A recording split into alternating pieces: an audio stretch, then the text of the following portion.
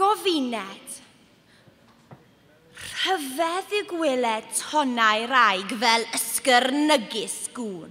Ddanedd yn anedd gyda'r graig. Heb glywed dim o'i sŵn.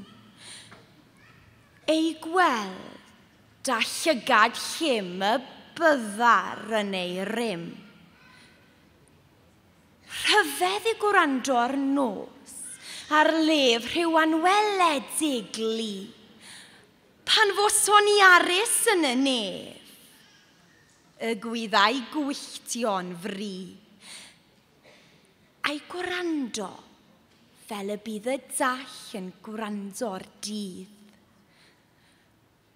Pe cawn gan fywyd, ddewis dawn i'w marfer hyd fy medd. Dewiswn allu medyn llawn ddau hyfryd faes a fedd. A'i lloffa fel y gall y byddar doeth a'r dall.